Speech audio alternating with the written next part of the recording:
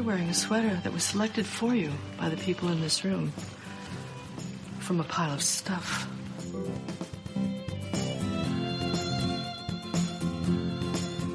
Give me a full ballerina skirt and a hint of saloon, and I'm on board. I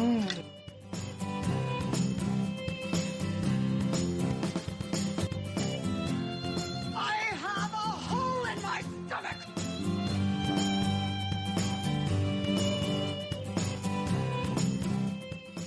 I can't go back.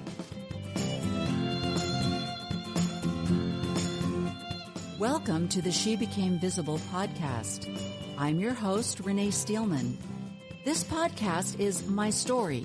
It's your story. It's our story. It's all the stories of all the women who one day knew that it was time to remember who they were, who they are, and stand up and be seen.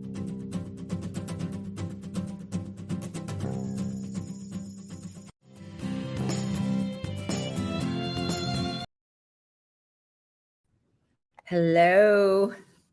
Okay, I've got to get set up here. I moved my stuff because I didn't want to be back in the bedroom. It's too nice of a day.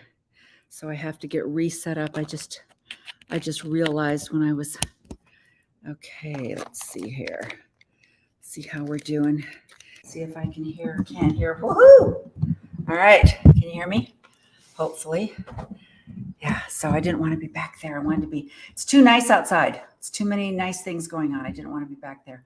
So how are you? How is everyone? Did you miss me? I know I was gone on vacation. We started out in Berlin, and then we went to Dresden, and then we went to a small kind of in-between place called Czech Králové. And then we went to Prague, and then we went to Vienna. So I can't really say I spent much time in Germany. We spent more time in Czech Republic than we did anywhere else, but it was wonderful. And it was an inspiration for my podcast today because, at the age that I am, I graduated from high school in 1972.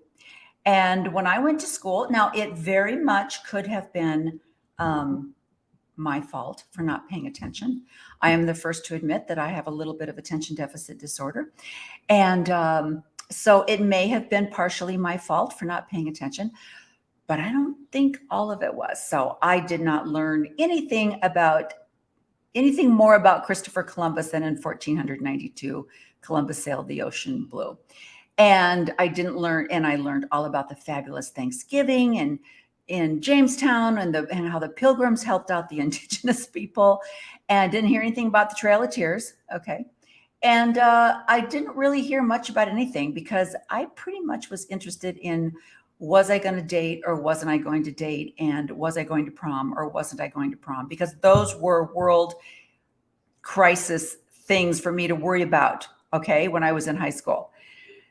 And it's a sad story. I can't even delve into that right now. It would be a very sad podcast. But regardless, anyway, so I didn't really know that much about World War II. I wasn't a big history fanatic. But after learning more about church historical truths, it made me more interested in world historical truths. And so for the last 3 years, I've been delving pretty heavily into historical, whether it's, world history as far as Roman conquering things, Christianity, Mormonism. I'm pretty much, I don't know how much more I can take. I understand it. But so there's just, American constitutional truths, just all kinds of truths I've been delving into. And, I have a gift, right? I have a gift. I have this fabulous rock. And I have a hat, right? I have a hat. I can put the rock in a hat and I can look. Oh, look. And I found all kinds of truths with my rock, with my seer stone. Okay, why do I bring that up? I bring that up because tonight we're going to talk.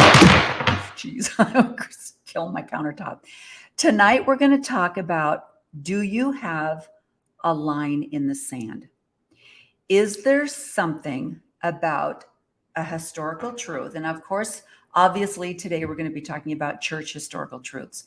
As members of the Church of Jesus Christ of Latter-day Saints, otherwise known as a Mormon, is there a line in the sand for you that you would say, that's I can't. If I find out this truth, I can't stay on this side any longer. Is there a truth? I ask my true believing husband that all the time. What is there that would be the, oh, hell no thing for you? He hasn't really come up with one yet. He says that if they brought back polygamy, that he would not follow that doctrine. If they brought back polygamy, he would not follow that. But that does not mean he would leave the church, because once he read some apologetic information and found out that not everyone followed the law of polygamy in Brigham Young's days, not everyone did. And so when he found that out, it kind of gave him a get out of jail free card. Like he said, I wouldn't, that is one thing I would not do. And I'm like, well, we'll have to wait and see. Anyway, but the reason I bring that up is because the Rock in the Hat was what said, oh my gosh. Because my way of thinking is, if you've lied about that, if you've hidden that historical truth, what else are you lying about? And this is where my cognitive dissonance and my confusion gets started with others who find out about the Rock in the Hat and they go, oh, well. So I was deciding, what do I title this podcast about today? Oh, well, or hell no. And I know I'm a black and white thinker. And so for me, when I found out about the Rock in the Hat, it led me down the search for other truths that I didn't know about, because I've been in the church for over 50 years. I've raised 6 children in this church. I dragged 6 children to church every Sunday, 95% of the time, completely by myself, because my husband has always been in leadership positions. So he was always off at another ward, visiting another ward at some stake thing or whatever. And I dragged kids to church, sat by myself for over 48 years after I had my first baby. And so I feel like I was present enough to learn things that I should have learned. And so I had pictures in my home of Joseph Smith. I had quotes on my walls from Joseph Smith. And then I started to learn the true nature of Joseph Smith. And I'm not going to say my shelf broke, because I didn't have a shelf. I had a well. I had an oh well, right? I didn't have a shelf because I wasn't gathering things before this. I was just throwing things off as an, oh, well, because what do they tell you? They tell you that when you have questions, when you have doubts, what do they say? Stay in the boat. So I didn't have doubts. I had the understanding that it would all make sense someday. I didn't like it, but I didn't think that it was hidden or mischievous, or there was some underlying current going on. I didn't think that. I thought these men were all called of God. So I just thought that, look, this is a principle that I don't like polygamy, but I don't know. We don't have to do it right now. So I'm not going to worry about it right now. It'll all figure itself out. I was totally following Dallin Oaks's thing where, don't worry about it. Just don't worry about it. You'll find out in the next life. God will explain everything. It'll all make sense. So I would get angry And I would go, yeah, that's that. Yeah. But I was too busy to even create a shelf. I didn't have a shelf. I had 6 kids, right? My shelf was bleh. No, there was no shelf. There was no shelf going on. I had baseball games. I had dance practices. I had competitions and things to drag kids to. I didn't have time for shelf building. So today we're going to talk a little bit about some of the things that I found out when I was on my search. And I just want to ask you how you feel about them. How do you take this information in, right? So let's get started. Let's go here and let's add this. All right. And I don't like that. Get rid of that. What's this? What's going? Oh, okay. Let me go bigger. I want to go bigger on the thing. And let's do, yeah, okay. And okay, wait, I got to get rid of that. I got to get rid of that background because that's distracting. So there we go. That's a little bit better. Okay. So I want to start out when we landed in the Czech Republic, when we were in, I think this was when we were in where the heck were we? Was this out of Dresden? This might have been out of Dresden. Anyway, this is Theresienstadt. And this was a concentration camp. And this concentration camp was used to let the Red Cross come in and inspect. Word was getting out. People started finding out about the concentration camps. And so Hitler decides, look, let's let the Red Cross come in. We're going to doll this place up. We're going to set it up. And we're going to make it look like this is a freaking retirement home. All right. Hold on for a second. I want to see if I still have this. I might have to make a little run into. Okay. Hold on. Just keep looking at the slide. I want to go get something.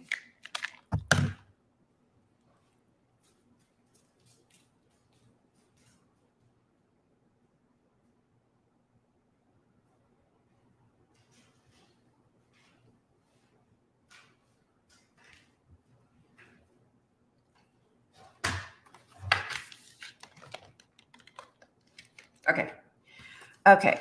So one of the things I picked up at the gift shop after we toured this concentration camp was some pictures that the children that were in the concentration camp drew. And I didn't put these on the slides, but I'm going to hold some of them up. So I don't know. There's a kind of a little bit of a reflection. These are some of the paintings that the children did. It's amazing how clever and how loving these people were in this concentration camp. They were so worried about the children.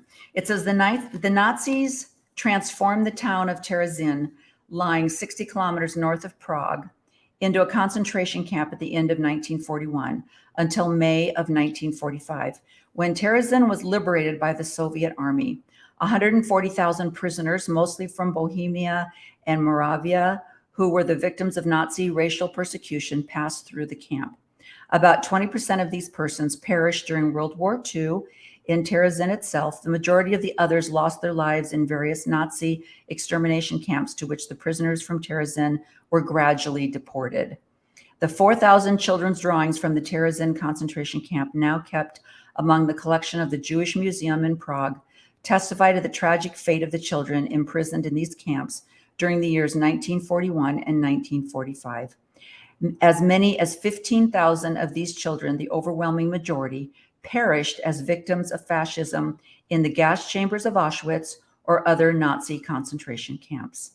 The children's drawings, deeply touching from the point of view of both their form and contents, originated on the basis of lessons organized together with other forms of secret teaching of the children by some imprisoned pedagogues and educationalists.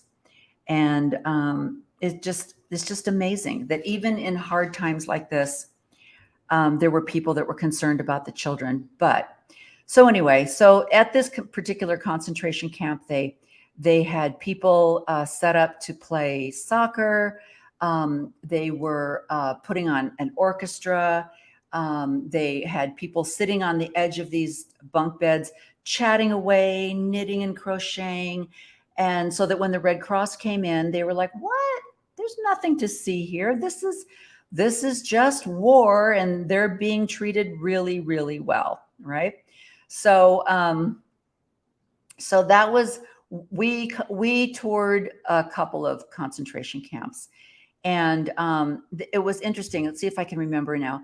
The concentration camps were kind of put into three different categories. They were either extermination camps like Auschwitz, labor camps, and I think this was a holding camp, if I remember correctly. But regardless, anyway, living conditions were horrible. So I don't know if you could read this one, but in 1924, Adolf Hitler wrote that propaganda's task is not to make an objective study of the truth insofar as it favors the enemy and then set it before the masses with academic fairness. Its task is to serve our own right always and unflinchingly. Now, this was an eye-opener for me when we went to Berlin. We went to the wall. We talked about different aspects of the Nazism and fascism and socialism. And when you're actually there and you talk to the people, one of our tour guides in Berlin lived behind the Iron Curtain as a child. And he talks about what his life was like. And it completely, there is no question. This is a young man, probably the age of one of my kids, who lived this. He lived this. You cannot argue with what this fascism did, and how what the tools that Adolf Hitler used to convince the people that his way was going to save them from that evil communism, that his way was the way to go. And I like the way he says this. I mean, where have we heard this before? The propaganda's task is not to make an objective study of the truth insofar as it favors the enemy. Now, to me, this reminds me of what Boyd K. Packer said. We're only going to tell the faith-promoting stories. We're only going to tell the whitewash stories. We're going to hide all of the other history because we don't want to knock people's faith off. We don't want to discourage people. We want to make people happy. We want them to understand that what we're telling them is what they need to hear. Okay? So, of course, this is what I'm doing, this huge comparison the entire time that I'm in Berlin. Here was something, this was a German nursery song. We love our Führer. We honor our Führer. We follow our Führer until men we are. We believe in our Führer. We live for our Führer. We die for our Führer until heroes we are. This is a German nursery song. And Adolf Hitler in 1933 is quoted as saying, if the older generation cannot get accustomed to us, we shall take their children away from them and rear them as needful to the fatherland. I can't read that. And so what is the church doing right now? And I know you're thinking this is an extreme, but if you really look at it, what is the church right now? The last President Oaks and Sister Oaks speech was for the youth. The last firesides have been for the youth. They've already written off us old people. Baby boomers, you're gone, whatever. A lot of baby boomers aren't that knowledgeable in technology regardless, right? So they don't have to, they're not worried about what we're doing, whatever. What they're worried about is the number of young men that are not serving missions. They're worried about the young men and women that are coming home early from their missions. President Oaks's talk was all about not marrying, not having large families. This is the people that they're worried about, the youth, just like Hitler was. And I remember talking about an oh well experience. I remember I've been primary president. I've served in the primary for a number of years. I've sat in the audience while my kids participated in the primary program.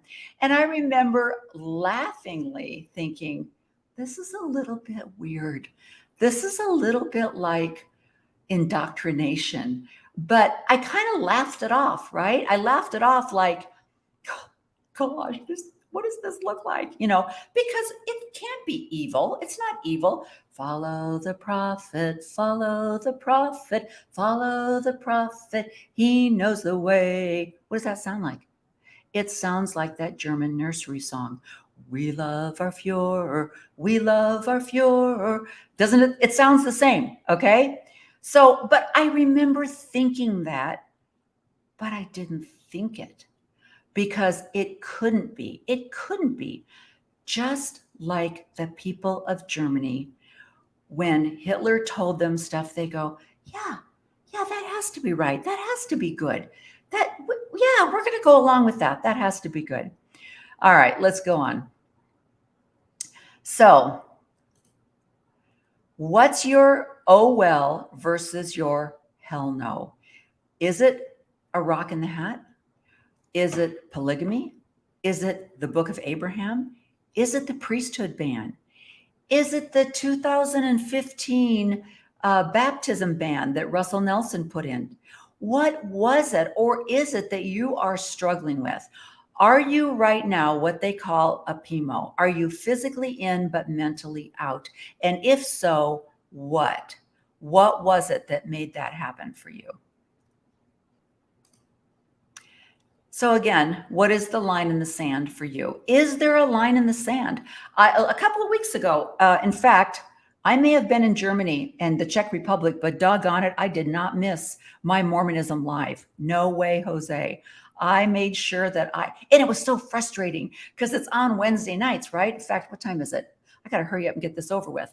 It's on Wednesday nights. And, but I was like, 8 hours off. So I had to listen to it like on Thursday morning. But I listened to it. I listened to it both weeks I was gone. And, when he's talking about when that caller came in and he's like, he asked them basically, what is your line in the sand? What would the prophet have to say for you to go, oh, no, absolutely not? Was it 150 years of the priesthood ban? Evidently not. It wasn't for me. I'm a white middle-class person living in the suburbs. Didn't really affect me. Certainly these kind, wonderful old men could not be wrong. I didn't understand God. I'm just a lowly mom. I'm just a mom. I'm an interior designer. I can tell you what color you should paint your walls and where you should put your duvet, how many pillows you should have on your bed. I can tell you that. I can't tell you anything about this other stuff. I'm going to let God and all those other guys take care of it. That's where I was at. Oh my gosh. Okay. So let's talk about some of this. So we've got our rock in the hat. Now, as I said before, I didn't have any knowledge of a rock in the hat. And that really was I'm not going to say a shelf breaker. It was my mind. Like, what? And I came out and I asked my ex-bishop husband, my ex-member of the stake presidency husband, did you know that Joseph Smith actually translated the Book of Mormon through a stone and a hat? He's like, what are you talking about? I've never heard that. He's never heard that. He was in the stake presidency. He was a bishop. He counseled with people. He had never heard that. All right. So that was my, oh, really? What the heck else? Well, now, because that knowledge is out, you've got Russell M. Nelson up here in the right-hand corner. He's demonstrating, for Pete's sake. He's taken his hat. He's putting his head in it. He's like, yeah, well, we told you that. We've been telling you that for years. If you didn't know that, that's your fault, right? And then we've got Mormon, Moroni, we've got all these prophets that are writing on these gold plates. But I remember thinking, isn't that funny? The more historical information that I dragged up about the timeline and did people write on gold plates and what? Joseph Smith didn't actually use the gold plates. He used a rock to translate the Book of Mormon. And by the way, there's no such thing as Reformed Egyptian. I mean, the list goes on and on. So this was kind of the beginning, right? So were they hiding historical truths? And I spelled were wrong, so don't get on me, all right? Were they hiding historical truths? Now, according to Elder Ballard, they've never hidden things. Well, I found out through some reading and some research that they actually did hide. They, they took out one of the testimonies of the first vision and hid it in a vault, and nobody knew about it. And then they all, historians knew that there were many versions of the first vision, but I didn't know about that. They didn't talk about that in Sunday school. Now let me see if I can, why can't I get this like really big? Let me see. No, it's not working. All right. Well, I'm not going to be able to read that. Come on, give me a break. I've got my contacts in, but I can't read it. Well, shoot. Can you read it? How do I make this bigger? And how come I can't make this bigger? Oh, wait. There's another box. Dun, dun, dun. Okay, there we go. All right. I don't know if I can still read it or not. I might have to go get my glasses for this one, actually. I skipped a slide. So basically what this is one of the things that I found out when I was researching was about the Relief Society and how it was organized and who were the sisters that actually initially organized it. And then Joseph Smith came in and was like, no. Let me set this straight. Let me tell you ladies what you're going to do here. It sounds like every freaking high council meeting there is, where the women have done all the work. They come into the high council meeting and the counselor, whoever's been assigned to be over the young women, goes, yeah, no, we're not going to do it that way. We're going to do it this way. And that's basically what happened with Relief Society. Eliza R. Snow, Sarah, I can't remember. Anyway, they had this whole thing figured out. They were going to start this women's organization, and Joseph Smith comes in and goes, no. What we're going to do is we're going to make Emma the president, and this is what you're going to do, and this is what your logo and your motto is going to be, and it completely told the women what they were going to do. And from what I've understood, the purpose of the Relief Society was basically so that Emma Smith could find out what was going on with what the women knew about polygamy. Now, what she did not know was that those sweet sisters who were sitting in front of her, half of them, now that's a statistic I can't back up, a lot, okay, let's just say a lot of the women that were sitting in front of her were already married to Joseph Smith behind her back. Now, when I heard that, I was like, that's a hell no for me. Because if my husband was having an affair, calling it a revelation from God, telling me that God told him that it was okay for him to have 34 wives, that, that he loves me and that he didn't want to do this, but God told him that he needed to do this, that would be a hell no, good luck, have fun with your 34 other women, I'm out of here. I know I would do that. Emma Smith, and he knew that she was not okay with it. So he lied. Lie number 2, he lied and took these women, and those sweet, obedient women went along with it. Where was their integrity? That's how much they believed he was a prophet. Now, I'm not going to say that they didn't love Emma, but I will say, where was their integrity? Because there were women that turned Joseph Smith down. And I don't even know they were young women that said, hell no, I'm not doing that. I don't care what kind of an angel appeared to you. It's not going to happen. All right. So, and here's the other thing that I found out through about polygamy was that it was this whole idea. I mean, when you talk to people, this is what I used to understand about polygamy. I used to believe polygamy was to take care of the widows. There were more women than there were men, that they were taking care of the widows and the young unmarried women. And this was just a way of repopulating, that the women loved it, that it was a sisterhood. And then I read A House of Females. And then I read Sacred Loneliness. And then I read Wife Number 19. And I found out that that's not true. It's not true. Now, I'm not saying that there weren't women that went along with it, because, hello, sisters, there's women right now that are going along with everything that the prophets say. Unquestionably, they're going along with it. There might even be a few women out there that are like, I don't like this. This makes me so mad, but I'm going to go along with it. Okay. That's exactly where these women were. They believed that he was a prophet and they went along with it. And so, but when people say, look, the women loved it, it was a great thing, you haven't done your history research.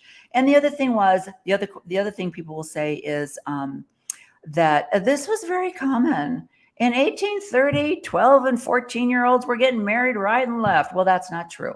Statistically, they've proven that through the census data, they've proven that, guess what?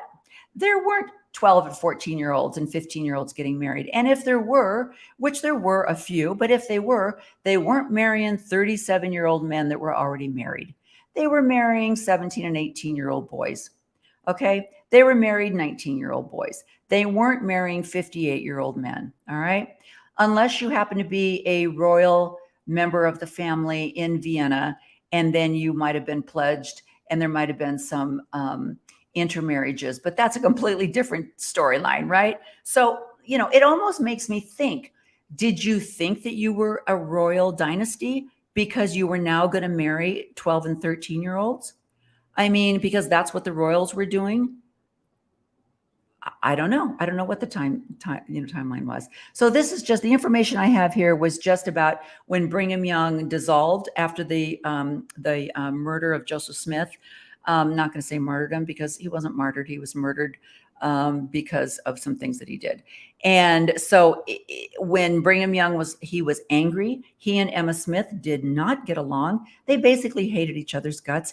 And Brigham Young blamed Emma for Joseph Smith's death. And if you watch the Jane and Emma movie, they show a little bit about this, but I love this because they really don't tell the full story of Jane. Again, it's another whitewash thing. Do any of you know that Jane was eventually sealed by proxy to Joseph Smith as a slave for all eternity? Did you hear that in conference last time? I don't think so. They might say, oh, she was sealed to Joseph Smith. They don't say she was sealed by proxy because she wasn't allowed in the temple and that she was sealed as a slave. This is another hidden truth, right? So many, many things about polygamy that I've learned. I learned a lot of these things through The Year of Polygamy by Lindsay Hansen Park. I cannot stress her podcast. It was I spent over a year listening to her podcasts and learning the truth. And I have to tell you, I'm very, very picky about the podcasts that I listen to. I listen to podcasts that are primarily about historical truths.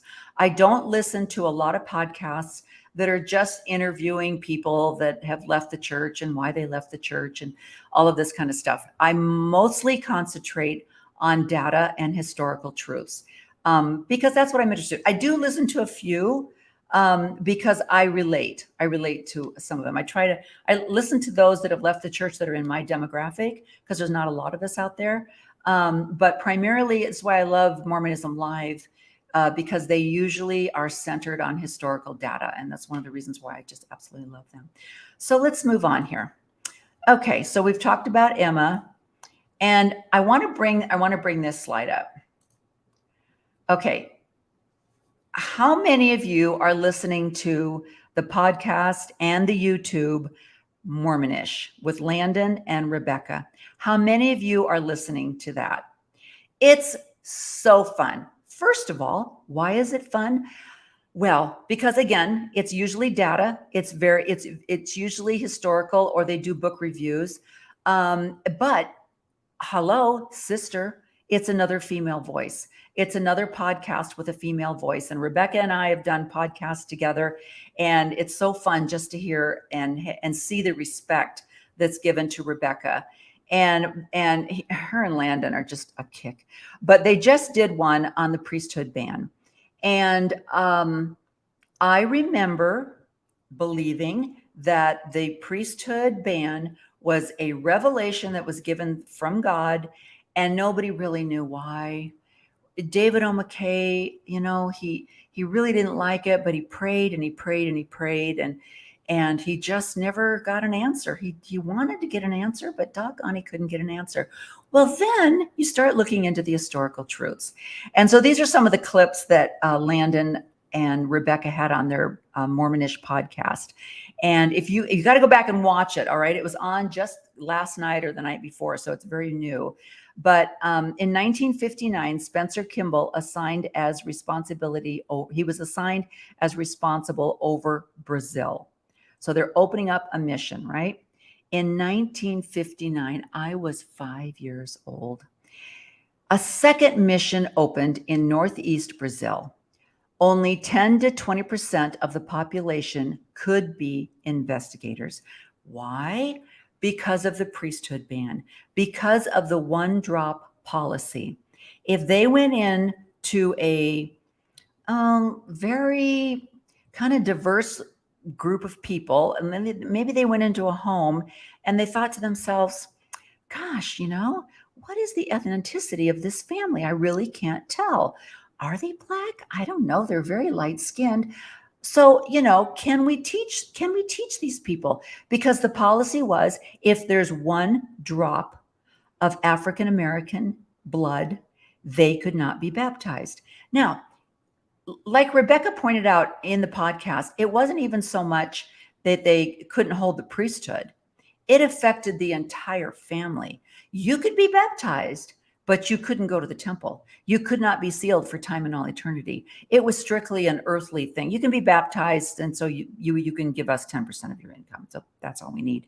And people don't think about that. They think about the priesthood ban, that it affected the men only, but no, it affected the entire family.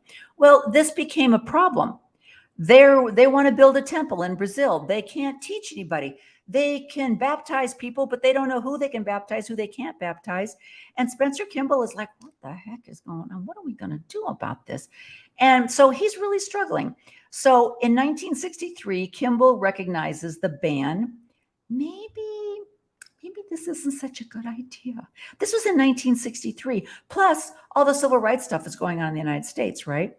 And in 1966, the first stake was formed in Brazil. Now you've got a stake. Who are the priesthood holders in this stake? I don't know. This is becoming a problem, right? Okay, so in 1969, Hubie Brown states that the ban is a policy, and policies can be changed. Now, I don't know where Hubie Brown got this idea or why he thought it was okay to suddenly declare a revelation a policy and not a doctrine, but that seems to be the protocol. That was the precedent maybe for this whole new idea that if we don't like something, we'll just change it and call it a policy and not a doctrine. So in 1969, Hubie Brown, he's very nuanced, and he decides that maybe we can change this thing. I don't know. And Hubie Brown convinces David O. McKay that he can ordain Monroe Fleming to the priesthood, and McKay agrees. Now, President McKay, again, mentally, he was kind of going downhill now, and people took advantage of him. Ezra Taft Benson is, he will always go down in my mind as just evil. Ezra Taft Benson in my mind was evil. And where do I get that idea? I get that idea because I was alive when Ezra Taft Benson was the prophet. I heard his talks that asked the women to stay home and to come home, and that our only job was to be mothers. And I just could feel that this man was not a prophet of God. There was a selfish narcissism. And then when I read a book that you can just jump in your car right now and toddle off to Deseret Books and buy it on the shelves right now. It's called The Biography of David O. McKay. And Ezra Taft Benson took advantage of David O. McKay's mental status and tried to get him to give him permission to run for, he wanted to be on the ticket with George Wallace. George Wallace. Google George Wallace and find out where he stood as far as civil rights go. He wanted to run with him as, I believe, vice president. And David O. McKay was like, no, that's not going to happen. You're an apostle. It's not going to happen. He went behind David O. McKay's back and was very involved with the John Birch Society, even though David O. McKay had asked him not to.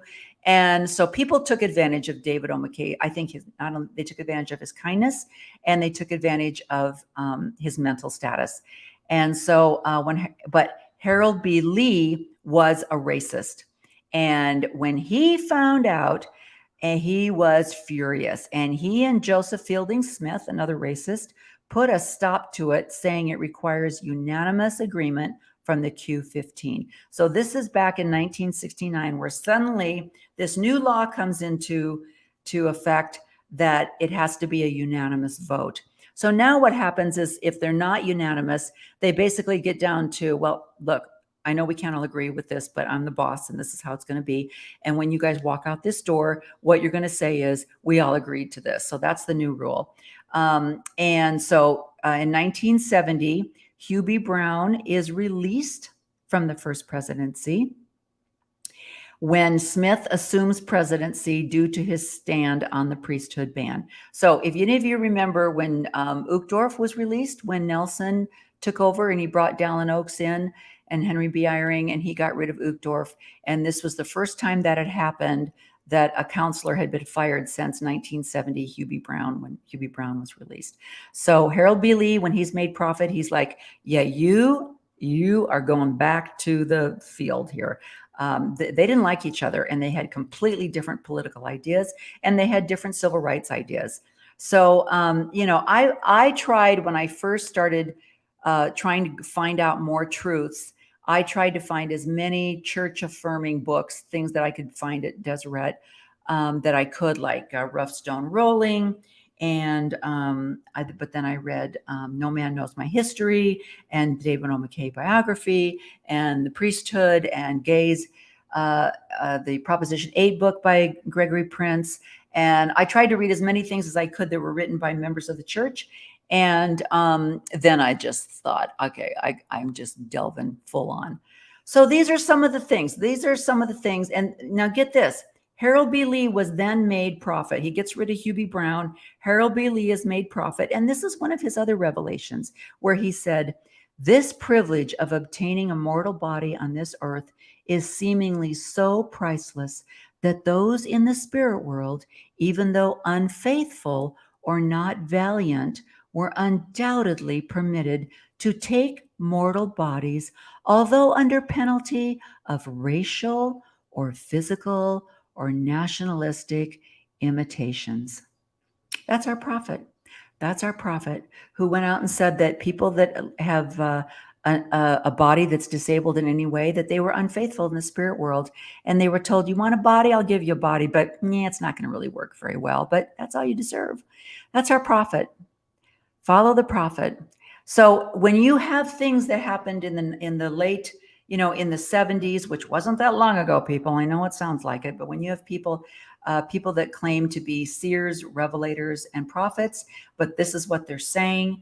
Then you have the 2015 when Monson is also, like David O. McKay, mentally, he's out. And so Nelson is taking over and thinking, this is my time. I'm going to claim that the prophet told us to do this, but in reality, this is our little committee that got together, and they did the ban on the LGBTQ families, and then 3 years later they had to recant it because people were like, "We're out of here." So I mean, come on. What do you have to hear before you finally go, "Oh no, I'm not doing this"? So that's what my podcast is about. I kind of wanted to explain to people the reason why I resigned my membership. I want you to ask yourself, what other system would you belong to that you would sit and listen to things that touch you in your integrity and your morals, that make you cringe, that make you question truths, that make you go, oh gosh, I don't know if I believe that or not, but I'm going to stay anyway. And I'm not only going to stay, I'm going to give you 10% of my income, and I'm going to give you 20 hours a week of my time, even though I don't think that's right. Tell me another system that you follow. Tell me another club that you belong to, that's your policy. I don't believe in their rhetoric. I think that there's a patriarchy that is hurting people of color and women. I think there's a lot of misogyny. I think that the money is being mishandled, but that's okay. That's okay. Whatever. It's fine. It's good. Look at the good that it does. Show me another system that you belong to that has those same guidelines. I'd love to hear it. So comment, send me an email, comment on shebecamevisible.org. And by the way, donate to shebecamevisible.org. Take that little 10% and give it to shebecamevisible.org, and it will be used for good. So I don't know how many of you, I'm going to get off right now because I'm going to turn to Mormonism Live. I don't miss it. I try to watch it every week. Sometimes if I've had a really busy day, I fall asleep. Yeah, I know. 6:30, 7 o'clock at night, I fall asleep. Yeah, because you know why? I can. Because I'm retired and our children are gone. Woohoo! So, and then I have to listen to it the next day. And sometimes I start listening to it while I'm getting dressed, and I end up having to listen to it in the car. And sometimes I listen to it, even if I've watched the whole thing, I listen to it again in the car. Okay, I love it. Because why? Because I'm learning. It's not just a fun podcast. It's a learning tool. And that's what I love about it. So I'm going to get off so that Bill and RFM can do their thing on Wednesday night. And I hope you enjoyed this. And I really hope that it made you think a little bit. I mean, how many oh wells do you have to swallow before you go, I can't do this. I can't do this anymore. It only took 2 or 3 for me. And I think because I had a severely disabled child, that I was getting dressed and taking to church for 37 years by myself, because I had bishops that were misogynists, that as stake Young Women's president, I had a stake president that his wife, I'll just say it, his wife was a biatch, all right? And she hated me. And when we first moved to this area, our son got put on the varsity basketball team, and she was pissed. She was pissed that this new kid came in. And from that point on, she hated our family, right? So she was in the Young Women's presidency in her ward, and I was the stake Young Women's president. And she would literally, now this woman at the time was probably my age right now. She was at least in her late 50s. And she would sit on the front row and talk the entire time that I was conducting a stake Young Women's meeting. She would like this, you know. And there was one time when I had to say, I'm sorry, could you just keep it down a little bit? I don't know if anybody can hear me. And she just looked at me like, you know, whatever. And so I went and talked to the stake president. I said, you know what, this isn't going to work. I mean, I know she doesn't support me, and she's kind of causing trouble. And he's like, look, I don't get involved in my wife's stuff. He knew that she was a force to be reckoned with. So it was like, too bad, so sad. Deal with it, babe. And, you know, I had bishops that as a visiting teacher, I would work with sisters, and I would go in and I would talk to the bishop and I would tell them, and they would be like, well, that's not what her husband's saying. I'm like, okay, well, are you going to take any of this information in? No. I had bishops that, you know, I was primary president. I would go in with a list of people that I wanted to call as counselors, and they would say, yeah, no, what I was thinking is we're going to put in Sister so-and-so. I was like, oh, okay.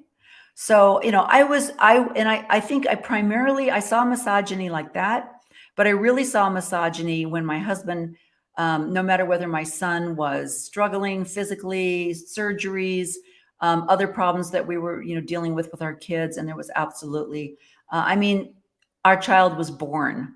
He was an emergency cesarean and taken up to Oregon Health Science and was only given a 20% chance of living. And my husband faithfully attended his stake meetings. That's what he was told. You will receive blessings if you do your calling. So that's the kind of misogyny that I had to put up with.